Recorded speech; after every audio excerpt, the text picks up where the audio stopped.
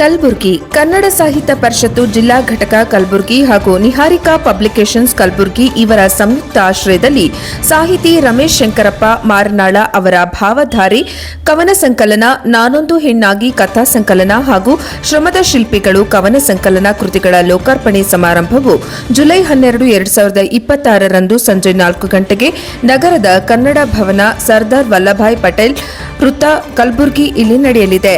ಕಾರ್ಯಕ್ರಮದ ಅಧ್ಯಕ್ಷತೆಯನ್ನು ಶ್ರೀ ರುದ್ರೇಶ್ ಎಸ್ ಮುಖ್ಯಸ್ಥರು, ಅಜಿಂ ಪ್ರೇಮ್ಜಿ ಫೌಂಡೇಶನ್ ಕರ್ನಾಟಕ ವಹಿಸಲಿದ್ದಾರೆ.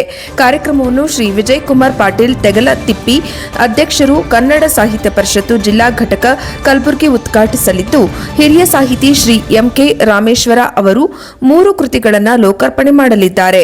ಪ್ರಾಸ್ತಾವಿಕ ನುಡಿಯನ್ನು ಶ್ರೀಮತಿ ರಾಜಶ್ರೀ ನಾಯಕ್, ಪ್ರಾಂಶುಪಾಲರು ಅಜಿಂ ಪ್ರೇಮ್ಜಿ ಶಾಲೆ ಕಲಬುರಗಿ ಅವರು ಮಂಡಿಸಲಿದ್ದಾರೆ.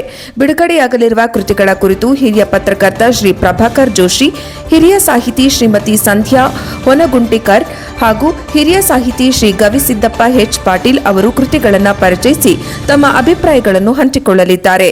ಮುಖ್ಯ ಅತಿಥಿಗಳಾಗಿ ಶ್ರೀ ನಾನಾಗೌಡ ನಡುವಿನ ಮನಿ, ಅಧ್ಯಕ್ಷರು ಬ್ರಿಲಿಯನ್ ಶಿಕ್ಷಣ ಸಂಸ್ಥೆ ತಾಳಿಕೋಟೆ, ಶ್ರೀ ಗ್ಲಾಡ್ ಸನ್ ಇ, ಜಿಲ್ಲಾ ಮುಖ್ಯಸ್ಥರು ಅಜಿಂ ಪ್ರೇಮ್ಜಿ ಫೌಂಡೇಶನ್ ಕಲಬುರಗಿ ಶ್ರೀ ಬಾಸು ಚೌಹಾಣ್, ಡಿವೈಎಸ್ಪಿ ಜೆಸ್ಕಾಂ ಜಾಗೃತ ದಳ ಕಲಬುರಗಿ ಇವರು ವಹಿಸಲಿದ್ದು, ಅತಿಥಿ ಸ್ಥಾನವನ್ನು ಶ್ರೀ ಅನಿಲ್ ಎಸ್ ಅಂಗಡಿಕಿ, ಪ್ರಾಂಶುಪಾಲರು ಅಜಿಂ ಪ್ರೇಮ್ಜಿ ಶಾಲೆ ಯಾದಗಿರಿ, ಡಾಕ್ಟರ್ ಬಸವರಾಜ್ ಚೌಹಾಣ್ ಜಿಲ್ಲಾಧ್ಯಕ್ಷರು ಕರ್ನಾಟಕ ಪ್ರದೇಶ ಬಂಜಾರ ಸೇವಾ ಸಂಘ ವಿಜಯಪುರ, ಶ್ರೀ ಪ್ರಭು ಚನ್ನೂರ್, ಪಂಚಾಯತ್ ಅಭಿವೃದ್ಧಿ ಅಧಿಕಾರಿಗಳು ಬೊಮ್ಮನಹಳ್ಳಿ ಗ್ರಾಮ ತಾಳಿಕೋಟೆ, ಶ್ರೀ ರವಿಕುಮಾರ್ ಶಹಪುರಕರ್ ಅಧ್ಯಕ್ಷರು ಕನ್ನಡ ಸಾಹಿತ್ಯ ಪರಿಷತ್ ತಾಲೂಕು ಘಟಕ ಶ್ರೀ ರಾಜು ಎಸ್ ರಾಠೋಡ್, ಎಸ್ಡಿಎಂಸಿ ಅಧ್ಯಕ್ಷರು ಮಾರನಾಳ ತಾಂಡ ಹಾಗೂ ಶ್ರೀ ರೇವಣಸಿದ್ದಪ್ಪ ಬುಯ್ಯಾರ್ ಪಟ್ಟಣ ಅವರು ಉಪಸ್ಥಿತರಿದ್ದು ಶುಭ ಹಾರೈಸಲಿದ್ದಾರೆ. ಈ ಕಾರ್ಯಕ್ರಮದಲ್ಲಿ ಸಾಹಿತ್ಯಾಸಕ್ತರು, ಶಿಕ್ಷಕರು, ಶಿಕ್ಷಣ ತಜ್ಞರು, ವಿದ್ಯಾರ್ಥಿಗಳು, ಪತ್ರಕರ್ತರು ಹಾಗೂ ಸಾರ್ವಜನಿಕರು ಹೆಚ್ಚಿನ ಸಂಖ್ಯೆಯಲ್ಲಿ ಭಾಗವಹಿಸಲಿದ್ದು, ಲೇಖಕರ ಸಾಹಿತ್ಯ ಪಯಣಕ್ಕೆ ಸಾಕ್ಷಿಯಾಗಲಿದ್ದಾರೆ. ಸಾಹಿತ್ಯ ಅಭಿಮಾನಿಗಳು ಹಾಗೂ ಸಾರ್ವಜನಿಕರು ಹೆಚ್ಚಿನ ಸಂಖ್ಯೆಯಲ್ಲಿ ಭಾಗವಹಿಸಿ ಕಾರ್ಯಕ್ರಮವನ್ನು ಯಶಸ್ವಿಗೊಳಿಸಿಕೊಡುವಂತೆ ಕನ್ನಡ ಸಾಹಿತ್ಯ ಪರಿಷತ್ ಜಿಲ್ಲಾ ಘಟಕ ಕಲಬುರಗಿ ಹಾಗೂ ನಿಹಾರಿಕಾ ಪಬ್ಲಿಕೇಶನ್ಸ್ ಕಲಬುರಗಿ ಆಯೋಜಕರು ಮನವಿ ಮಾಡಿದ್ದಾರೆ. ವರದಿ ಕ್ಯಾಮರಾಮನ್ ಮಂಜುನಾಥ್ ರಾಠೋಡ್ ಜೊತೆ ಶಿವು ರಾಠೋಡ್, ಎನ್ಕೆಎಸ್ ಟಿವಿ4. ರಮೇಶ್ ಅವರಿಗೆ ತುಂಬ ಹೃದಯದ ಅಭಿನಂದನೆಗಳನ್ನು ಮತ್ತೆ ಸಲ್ಲಿಸಬೇಕು.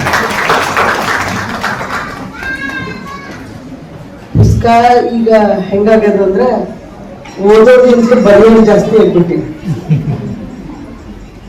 ಬಹುಶಃ ನಮ್ಮ ಕರ್ನಾಟಕದೊಳಗನೆ 1 ವರ್ಷಕ್ಕೆ ಸುಮಾರು ಗೊತ್ತಿರಬೇಕು, ಸುಮಾರು 1000 ಪುಸ್ತಕಗಳು ಪ್ರಕಟ ಆಗ್ತಾ ಇವೆ.